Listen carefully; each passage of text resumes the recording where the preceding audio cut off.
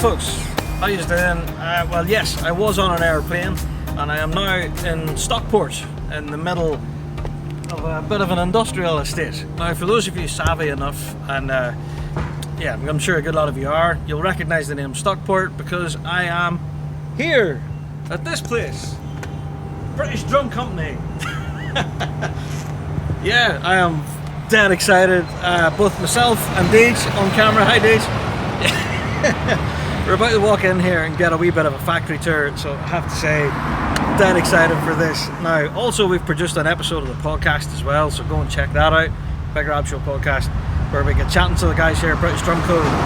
But let's get to it. Let's find out what's happening behind closed doors.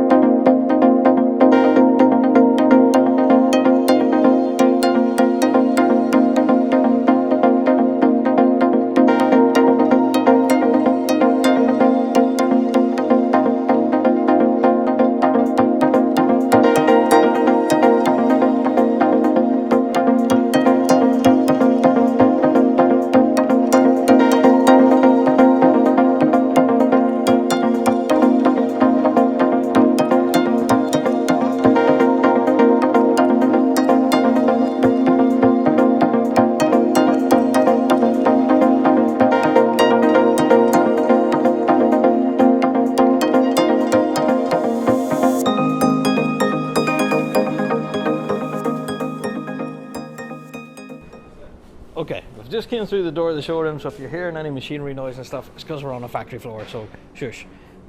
It's a working factory. Now, we're straight in here to what can only be described as a library of... describe what we're looking at here, Stu. That's exactly what it is. It's a library of wood. Yeah. So like we said, we get our grade A Scandinavian birch. That comes in that's the core material. It's probably what we use more of than anything else. That's what makes the cores of the plies up. Yeah. But then obviously we get all the other nice stuff to make either the inner finishes or the outer finishes. Mm-hmm. And as you can see, we've got everything from bird's eye maple to purple heart to sapelli, ziricotti. There's just literally all sorts. We've got the bog oak. Yeah, there's some here I've never heard of. So the bog oak is carbon dated to over 3,000 years old, which actually makes it older than Stonehenge. So we did that for a limited run of snare drums with the bog oak. Yeah, with the bog oak. So you can see on the finish, you can see the brown of the wood, but you can see where the peat's soaked into the actual wood. Yeah, and that's the black side of it. So it gives it the really unique colour. Really. Yeah, and we've got all sorts. We've got really strange finishes that look like material. Like I was going to say that looks like carpet down there. Yeah. So our executive finish, it's like a pinstripe. Yeah. So you'll see some of that as we go further around. That's being made into shell and hoops. So it's quite a popular finish.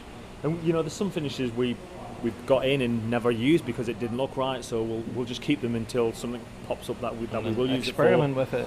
But yeah, we've got so many different types. But looking at these, like I don't know if I can put this across in audio, but like I'm flicking a bit with my hand here, but they're paper thin. Yeah, all the wood we bring in is really fragile. Really fragile. And you'll see in a minute when we go through making the plies, especially the birches.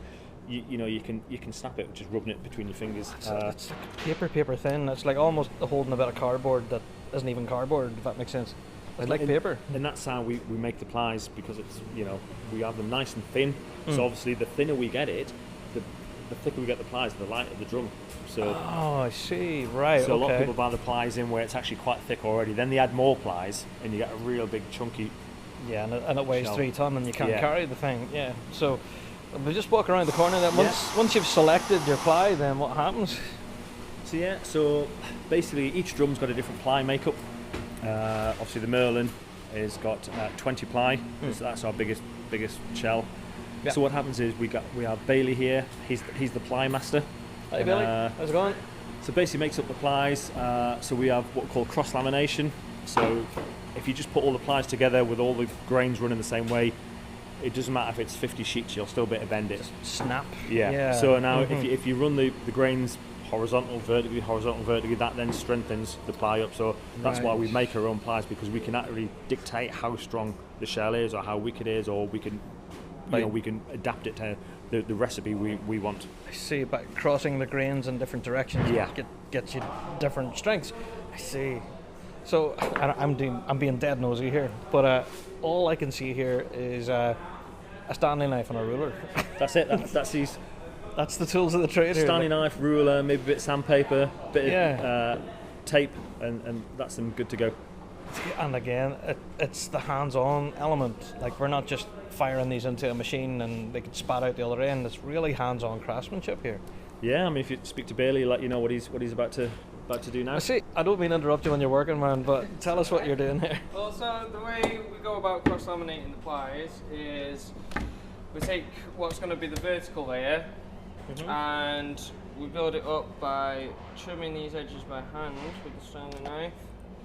And now, when you're doing this, we only score the wood. It takes a good few passes.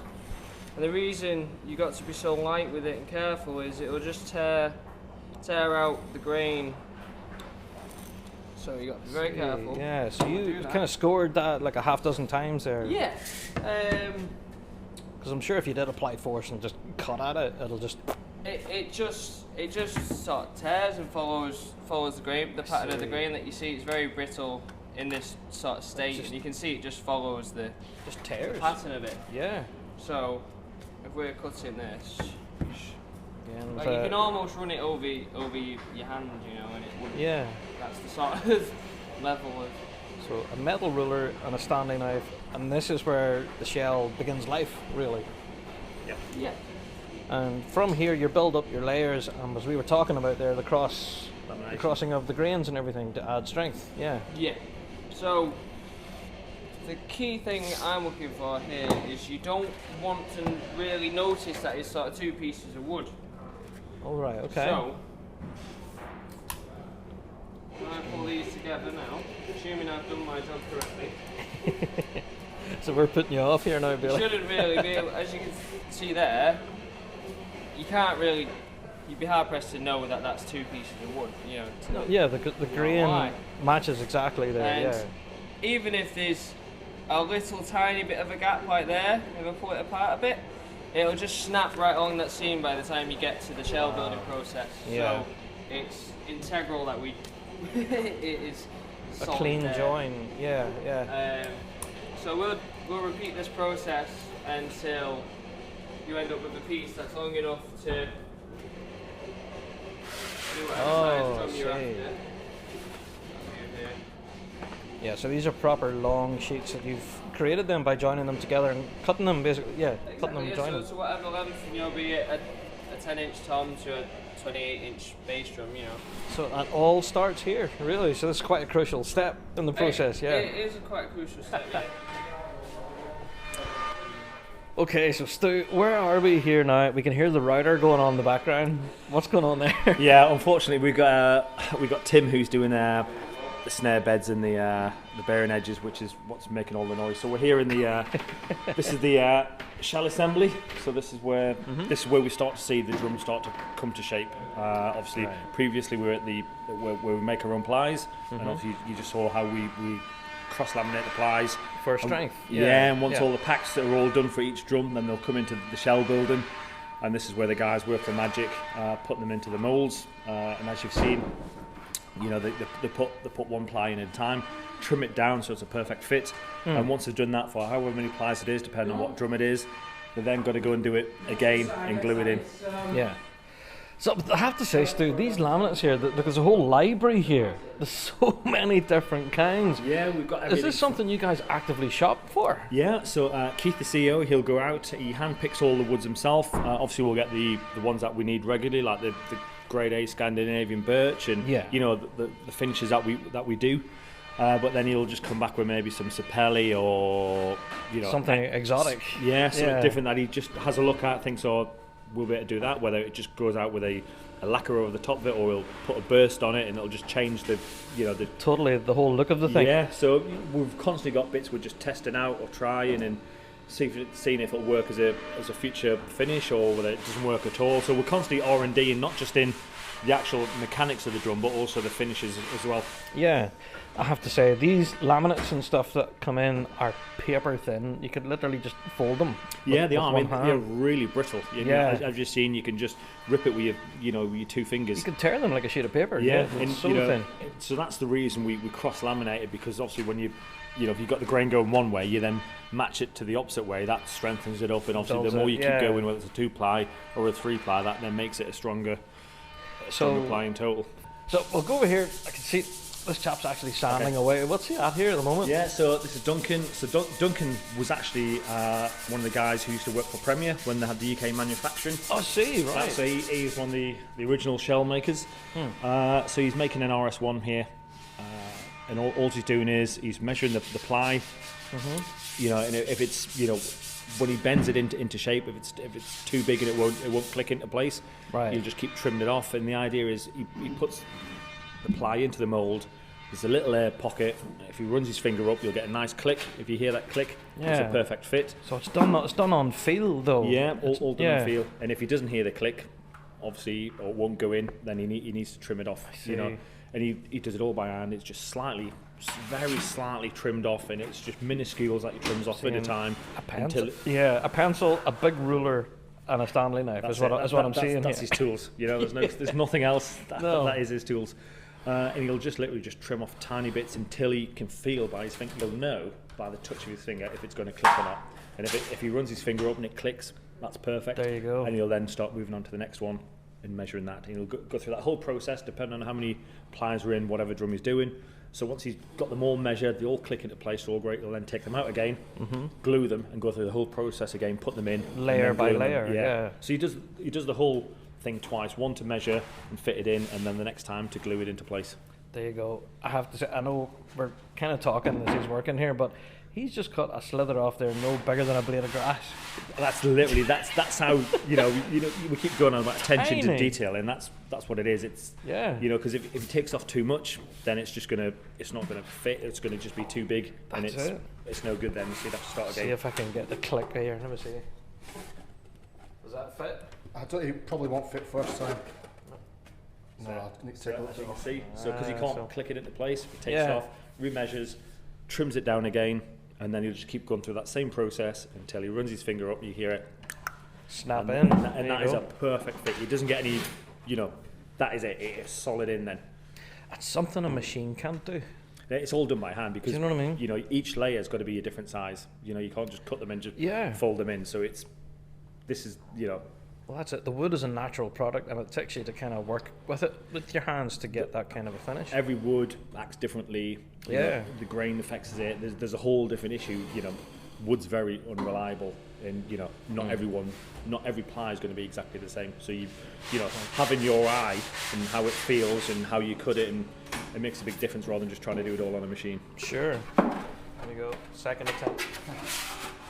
No pressure.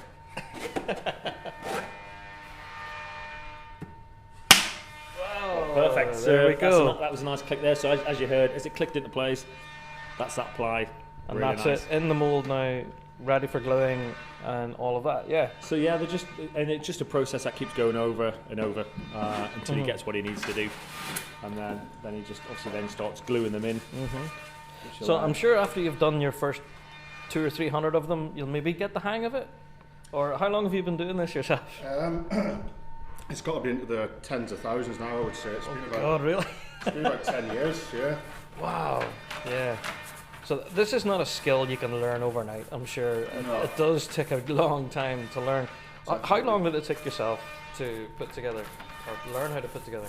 I was thrown at the deep end at Premier. I was hired as an assembler, but when I started we didn't have any drums to assemble, so they put me on this. All right, so you're just throwing at it here. You're doing this? I was doing this all day, every day and it took me about 3 months before I really started to sort of get the hang of it, Yeah, it's really intricate work. So right now you're slapping on the glue there, but I say slapping on, it's actually quite an even coat. Yeah. So he layers the ply that's about to go in with the glue. Now he's measured them all, and then the same with the ply that's in there. Mm-hmm.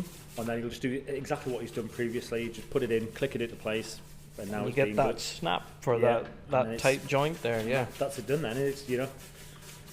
So the work that goes in here with putting them into the mold and everything, this is exactly how your actual line is put together. Yeah, exactly the same. The same as your kits and everything. Yeah, all the drums are made the same. The only thing that changes is maybe the outer finishes, the inner finishes, the number of plies, but the whole process itself, nothing changes. It's all exactly the same. And it's the same process for the hoops as well, you know, for the tenor drums, bass drums. All the same thing again. It's all done. Do you know, Stu, I don't know, I'm trying to put this across to an audience over audio form, but it's amazing how hands-on it is. I don't think people realise how much goes into just making a drum. I think people just think there's a bit of wood goes into a machine and at the end comes out a drum. There's the snap. There you go. And it's not, you know, there is a lot of hands-on, and it's definitely the good thing about that is we can, you know, change the process if we need to, or add to the process, or that's you know, it. At any point when we make a drum, we can change it or add to it to you know, benefit anybody else. Well, that's it. If you suddenly decide, well, you know, instead of making, for example, a 3-ply drum, I don't know, and then you wanted to make a 12, you could just change the process there and then, instead of having to reprogram a huge machine and all this kind of stuff. It's like, it's, you know, you guys have free reign to kind of do with your hands as you feel. Yeah, you know? we got full control over every part of, from, you know, making the plies right the way through to the packaging and boxing. You know, we can change it. You know, if we need more packaging material, or if we, you know, if we just need to change the bag sizes, or just anything. Yeah. Deej, this part of it, the actual putting of the shell together, man, is fascinating. But there's a lot more to cover in the factory, I think. So once the shells are made, then I have to ask you about the finishes. Then where do they go after the shell rim? Okay, so depending on what finish it is, generally it'll go for what we call marking out. So this is where it goes across to Tim, our production manager, and he'll mark it out, which puts in the lugs, where the lugs are going to get drilled, right? The air vent, the B badge, the snare mech, depending if it's a snare mech or if it's a tenor drum. And he's got special jigs that he uses for each size drum and for each type of drum, which marks out, and then he'll just mark it out, and then he'll take it to the pillar drill and then drill everything out from there. And again, it's not a matter of firing a shell into a machine and it does it. It's marked out with pencil. Yeah, it's a bit of some masking tape, tape and a pencil, and that's all it is, and a ruler. It's that simple. Yeah. And then once it's been marked out and drilled, you've also got to get the bearing edge put on, which we sort of heard in the background a minute ago. That's quite a nice thing. And then the snare bed, which is all done by hand with a file as well. That's it. So can we see that part of it then? It's just through here. Oh, here we go. Excellent. So we actually see a bit of a bass drum that's been taped off here by the looks of it. So there's bits of tape then on this bass shell, Stu. What's going on here?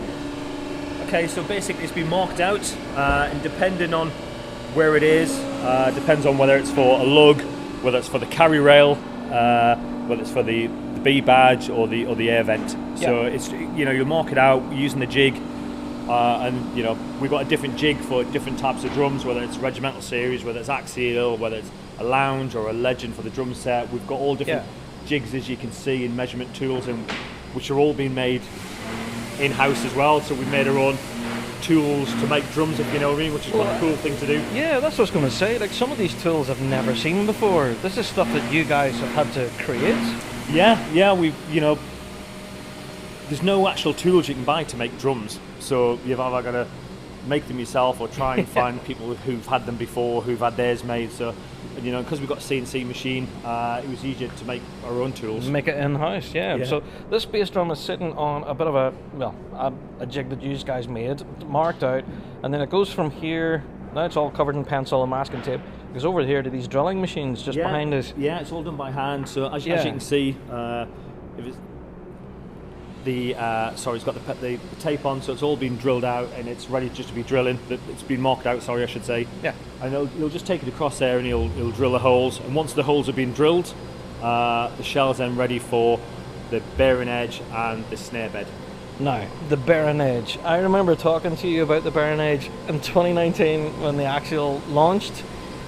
can you tell us about how the bearing edge is made, or is that a bit of a trade secret? No, we've got the, as you can see here, we've got the bed of 1,000 cuts, which tells you all about the machinery, about what we use. But yeah, it's a router, and we basically just put the shell on, and we just work our magic on it. You know, bearing edges can be roundovers, 45 degrees, reverse bearing edges, so you know, there's more you can do. It's not just a case of putting a bearing edge on. It depends what you want it for. We can adapt it to help produce your sound, whether you want a really harsh projection or whether you want something a bit more mellow and a bit warmer and not as, you know, not as hard. Yeah, so you can kind of customize it. Yeah, there's all different bearing edges you can use. Generally we just, you know, use a 45 degree, but you know, if somebody wanted a specialist solos drum for playing indoors, then we could do something like that. See, that's interesting. And even at that, I have to remember the bottom head on the actual drum had like a vented kind of bearing edge. Yeah, from what so I remember. that had the what we call the end circle. Yes, that's so it. Yeah, that's been adapted now. We've still got the end circle. We've changed it slightly. We've made it stronger, lighter, but more effective. So what it does is when you tap the drum, the air pushes it all into the centre, the airflow, and pushes more towards the snare wires to get more resonance on the snares. I see. So yeah, so we've changed that slightly over the, like we said, the furlough. We've managed to enhance some of our products and make things easier and better. And that's one of the bits we did, was we've changed the end circle on the axial. Superb. And again, it's hands-on. It's not a matter of firing a shell into a machine and hitting boop. I wish it would be that easy. So this is called the bed of 1,000 cuts for a reason. Yeah. Because it takes so many tries to get it done. Now, as we're standing here at the bearing edge station, I'm looking in the walls. There's Garth McLeese, there's Stephen Shedden. We're seeing loads of photographs here, drumming for drinks. Obviously, the axial line and the piping scene is quite important to you guys in British Drum Co. Yeah, I mean, you know, the two main lines we wanted to do was traditional, obviously, because that's my background. I know everything about this. Yes. And then obviously pipe band. You can't have a traditional range without a pipe band range as well. And I literally, when we started the company, I made a list of people I wanted. I see. You know, for the regimental series and the axial. Yes. And, you know, slowly one by one, I'm ticking them off the list, and there you go. It's great. It's like a Christmas list. I can get up on Christmas Day and say, I got that, I got that. So you know.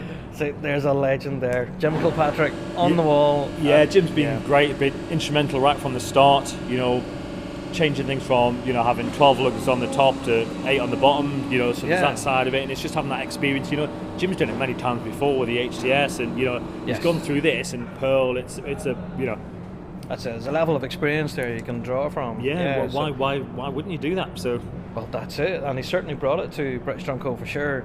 So I have to say, where I am right now, you might hear some fans going and the odd machine going, but there's folks standing around with like chisels, hammers, screwdrivers. There's not much in the way of any machinery. Do you know what I mean, Deej? Absolutely. It's just, as I keep saying, the handwork is unbelievable. Each station, I have to kind of visualise it for folk just listening right now. Go and watch the video on YouTube whenever it drops, because there will be a YouTube video. But even the furniture is all made by you guys. Yeah, everything. Like even the pillars for the drills, you know, that the stand on, that's all made. Yeah. The assembly desks, pretty much everything you see. The trolleys that we put the drums on, each trolley belongs to an order. Other than the casters on the bottom of it, we make all the trolleys, the stanchions in the warehouse, literally the bins, literally everything you can see. Even the base bins. Yeah, handmade ourselves. So. No, it's fantastic. It's non-stop. So when he's not making drums, Keith likes to experiment with what else he can make. So can we go to where possibly one of my favourite areas then is where you add like the special glitter effects and all this kind of stuff? Yeah, the spray room. Let's head across there now. There we go. Sounds like a plan.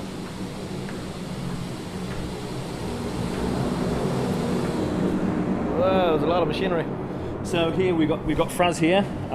So Fraz is the a man who does a bit of everything here. So he's normally in his suit with his air-fed mask on in his booth, so it's quite unusual to see him out of his environment. Oh, see. Yeah. So at the moment he's just sanding back a bass drum for the Royal Marines. They're just taking on the bass drums. Took the snare drums on 2019. Yeah. And because of budgets, even the Royal Marines are going to do things in in steps. I see. So they've just ordered their bass drums now. So we've got a few out there that you've seen, and he's just sanding back some of the last couple. And again, I know I keep saying this, but it's not a matter of chucking it in a machine and letting it go. Fraz, you're doing this by hand, mate. Yeah. Well, most of it, well, all of it's by hand. There's a couple of machines I use to assist, but in terms of the spraying and the buffing and all the prep work, it's a lot of skill. It's not just chuck it in a machine, press a button. And No, go. yeah. It's all skill based. Yeah. There's definitely a bit of craftsmanship in here. Yeah, so I don't know about you, but I have 2 club hands, and I'm not a craftsman by any means, but do you ever have the fear that you're working on something that you might screw it up? Oh yeah, every day. Yeah. That's it. It's scary. Yes, sometimes it's very scary. You just have to be really confident when you start a job that you know it's going to go right. That's the main thing. But yeah, there's always a bit of fear, and I'd be lying if I said there wasn't. Well, that's good. That's reassuring, if nothing else. Yeah, thank goodness. But as well as the spraying and everything, you all guys do powder coating and that as well here for the hardware. Yeah. So as you know, the axial comes with powder coated options. Yeah. So Fraz is always covered in either blue or black dust or Yeah. different types of flex. So but he also experiments a lot as well with different types of powder coats. So which is where obviously you've had a sneak peek of some of the finishes that are coming up for the drum set side of it. We have, yeah. This is as well as doing the actual jobs, we do a bit of R&D, which Fraz can help Which is us where out you with. boys just have fun. Do you know, you're just having the crack. Can we have a wee peek in through the spray room door here? Is there anybody in there? I don't want to interrupt anyone, like if they're working, but I don't know. We're going to point the camera in through there. Deej is our intrepid cameraman. But there you go. So for those of you watching on YouTube, you'll be able to see that. So apologies for all the machinery noise and whatnot, but it is a factory floor, so there you go. Superb. So we'll maybe make our way with a little bit less machinery noise, so we're having a bit of a yarn. So where's next then? Alright, thanks man.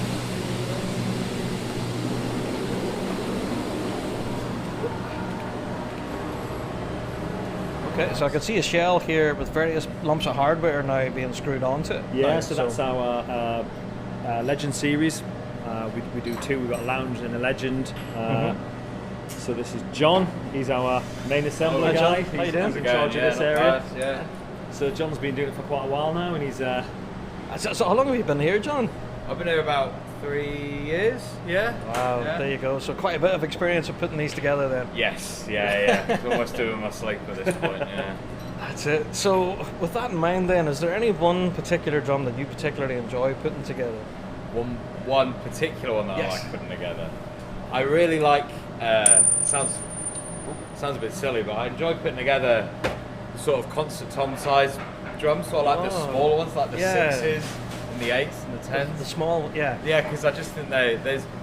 I don't know why. I think we're just so used to building ones that are of regular size. When an order comes through for something different. so Min- different, miniaturised, yeah, it's intriguing. I love putting together, getting rid of the axial, especially the tenors and the high tension stuff as well. Yeah. When they come together, because as Stu said a moment ago, this is where everything really comes together. Yeah. So Well, that's it. It stops being a shell Yeah. now, and it actually starts looking like an actual drum. Yeah, this is where the identity of it changes. You can see it building up, but this is where it really takes a turn. Yeah, yeah. when you get the heads on and the hoops on, and you just see it all together, it's That's great. it indeed. I have to say though, John, that looks pretty tricky. Getting the right shell with the right bit of hardware put on correctly. Yeah, it's there's a lot of procedures and stuff that sort of have to, if you're sort of not aware of it, or aren't sort of, so there's lots of little tricks and cheat codes that you got to know. I see. to get There's a knack ahead, to it. Yeah, really, yeah. Lots of little So weird now- little tricks. Yeah. As I'm sitting, we're standing here now, I can see a lot of, again, more tools that have been made in-house. Like a lot of these jigs and stuff that this is all sitting on, turntables and such. That's all been made here.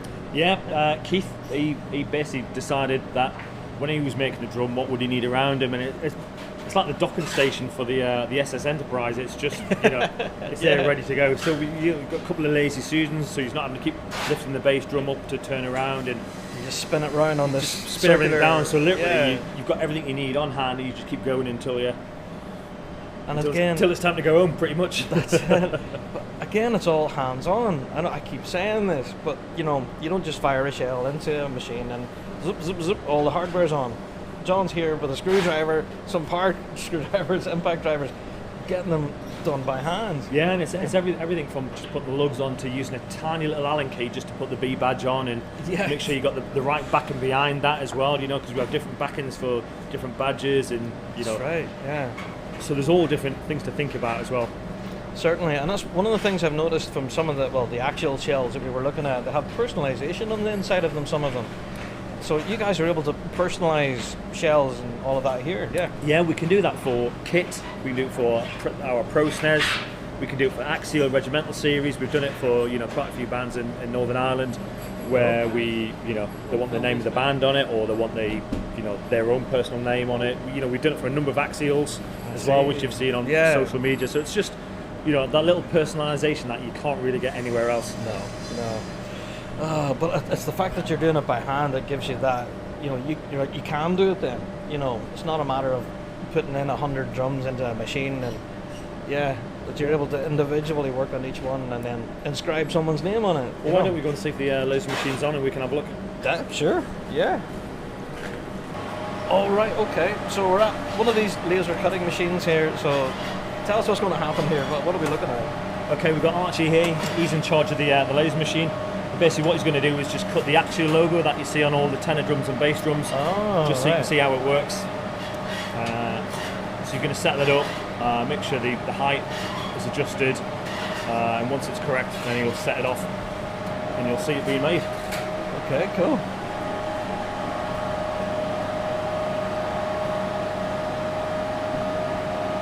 So all the badges for all the drums are made in-house, along with the washers, the vents, everything's all done on this laser machine. The smallest, tiniest part is made here. That's the thing, yeah. Yeah, and a lot of the stuff we don't throw away. So if we've got any birch that's left over from drums, we then use them for the inside of the drums for the washers or the sticker badges, which I'll show you in a bit. So here we have the machines working away here, but it's practically silent. So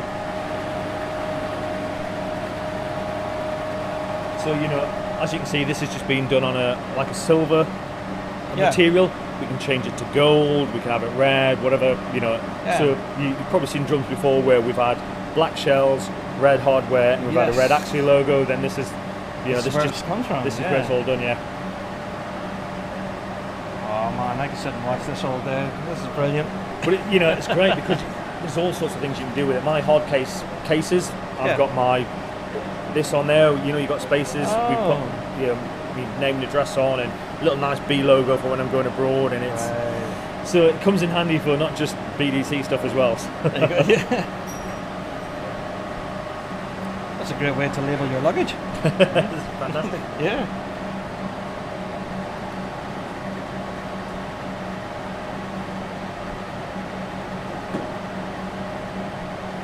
We're giving Deej some calisthenics here, I think you call that. He's holding the camera here, filming this printing of the logo, and it's taking a wee while. But Deej, you're up for the challenge, aren't you, mate? I've stood longer for worse. That's true. That's true. That's true. And in the rain as well. Yeah. So while Deej is just doing that, obviously you can see behind you we've got all the trolleys. Each order relates to a trolley. So say you've got an order for Glasgow Police. That'll also be a big order, so that'll go over a couple of trolleys. Yes. Once the shell's been made, that's when it goes on the trolley, and then it goes around the rest of the factory on this trolley until it comes into assembly, when they'll then take it off, put it together. And then obviously when we go and speak to Jack in a minute, that's when he boxes up, but it stops on the trolley until then, so we know where it is, what stage it's at, and we can keep an eye on all the orders. Okay, so this is Jack. This is Jack's our last line in defence for the quality control. So what he does, once the drums have all been assembled, they'll come to Jack, he'll check it over, he'll clean it, make sure everything's right, make sure there's no blemishes on it, there's no issues with, that may have missed anybody else. And he'll pick it up. So as you can see, he's got his head torch on, he doesn't miss a trick. Yeah, and the white gloves as well. White gloves, yeah. And then what happens then is once he's happy with that, he'll then box it up, do the labels, and get it ready for dispatch. Out the door, yeah. So Jack, I know I mentioned this to you earlier, but just to tell the listeners at home then, are you kind of the bad guy on the shop floor? I wouldn't say I was the bad guy as such, but it certainly is an annoyance when something comes up. Like I'll talk to John if there's something wrong, and normally it gets cleared up within 2 or 3 minutes. So, normally they're so minor, it's nothing. But you're bound to have a real eye for detail. Whenever a drum comes to you, what sort of things are you looking for then? So when I'm doing this, I'm just kind of looking for little fingerprints, or just to make it just fingerprints, or if there's like little dint in the rim and we need to swap it out or something. Tiny little blemishes. It's the tiniest little things just like you could probably notice if. There you go. Well, mate, good luck with it. Yeah. It definitely keeps me on my toes. I'm sure. Thanks so much. No worries, man. So then from there it gets exported then. So you guys, as well as supplying the piping scene in the UK and around the world, you also supply drum kits to around the world. Yeah, we've got distributors all around the world. So the difference between the drum set side of it and the marching side is the drum set has distribution. Marching, we just deal direct with the dealers. So yeah, we've got distributors all over. We got them in Australia, all over Europe, America, Singapore. So we got drums flying out all around the world all the time. Can I ask a bit of a dopey question? This is probably a real geeky drummer question, but drum heads, especially when it comes to the piping scene, I've seen that on some of your drums you guys have Evans heads as well, or Remo, I don't know, there's so many different kinds of heads. Yeah, so what we offer for the tenors and basses, they're all PowerMax, Remo PowerMax. Right. They're a nice head, they've got the internal dampening strip, you get a really good sound out of them, especially with our tenors and basses. Yeah. But when it comes to the snare drum, the axial, people have got, a different choice. People like to choose either Evans or... So we give them that choice straight from the off. You can either have the Core-Tech Elite, or you can have the CyberMax, or you can have the new Evans. See, so it's up to the player themselves then. What because they prefer, what's the point in sending a drum out where they're going to take their head off and then have to buy another one? They might as well get a drum straight from scratch, which has got the head they want to play on. Set up the way they want. Yeah, exactly. Dage, I don't know about you, man, but I could spend forever down here. I'm not going home. No, okay, there you go. So if Dage's wife is listening, you know where he is. You have to come and get him. He's lost in a trance here, staring at these finishes. I think at this point we should maybe head upstairs. Or we could head to the showroom if you want to see some bits in there. Ooh, yeah, we'll do that, please. Yeah, I thought that was us finished. No, showroom. Yes, lead the way, sir. Yeah, it's all fine. Oh, hi. So this is the drum set side of it. Yeah. And as you can see on the wall, these are the new finishes for the new toms we've got coming out. They're on the toms, ready for the new finishes for next year. So what I can tell you, on the top right there, we've got our candy finishes. Mm-hmm. That part, the Legend series. Candy finishes. That sounds a bit accurate looking at those, because they do look like a bag of sweets. So we've got all different things, and then what can I say about the two on the end? We've got two very special finishes, which that we're not allowed to talk about yet. No. We're quite excited about, and it'd be nice to see some of them on axials, which I'm sure somebody will. I like that. I'll go for that. Okay. And then obviously we've got our snares. We've got our the Merlin, which we all know about, the Maverick, the Archer, the Aviator, the Big Softy.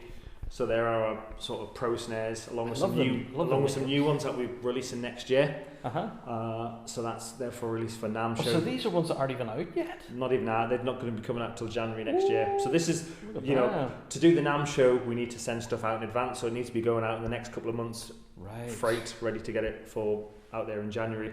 So we're getting some exclusives here, mate. Yeah. So we got some new finishes, new different size drums, some new features on the kit snares.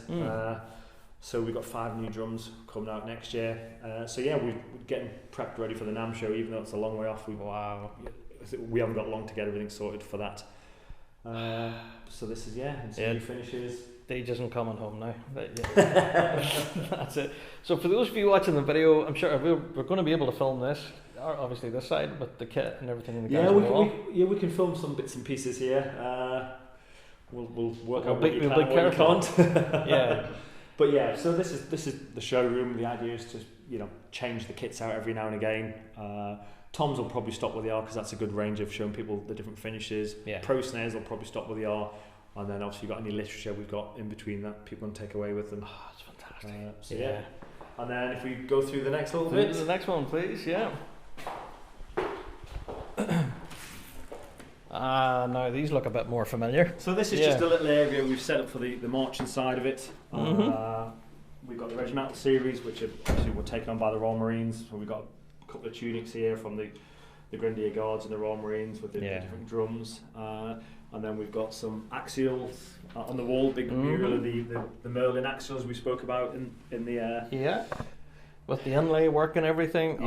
Stu, they look amazing. So like I said, we've got some of them going to a course, so that's interesting. And then obviously we've got an axial down here at the bottom. The old workhorse. There you go. Oh, that's it. That's basically just a cosmic blue sparkle, matching X frames and polish tubes. So beautiful. That's what we class as a standard drum. The ultra range is still a standard colour, but if you want a fade or a burst on it. Right. And then we've got our reserve range, which is any of the wood finishes, any of the veneers, anything like that. And then we've got the standalone drum, which is the Phantom, which is just an axial, no difference apart from it. The entire thing's in white. That looks class, though. And that's aimed for the Northern Irish marching band scene. But there was a time when HTS 200s were all white, and you'd see them on the field all the time. So it's whether anybody wants to be brave enough to bring them back into bike band. But that's fantastic. Oh, do you know, I'm like a big kid in a sweet shop right now. Having so much fun. And I hope you folks that are going to be watching our YouTube clips and stuff, and you guys on Patreon, I hope that you're enjoying the extra content, because all of this has been filmed right now. Deej just furiously working away behind the scenes filming here. And you can go and enjoy that on Patreon and YouTube and all that stuff. I don't want to go home. But hey, I think we'll head back upstairs now at this point, sure, and have a quick chat before we have to get out the door. A big cup of tea. Yeah, exactly.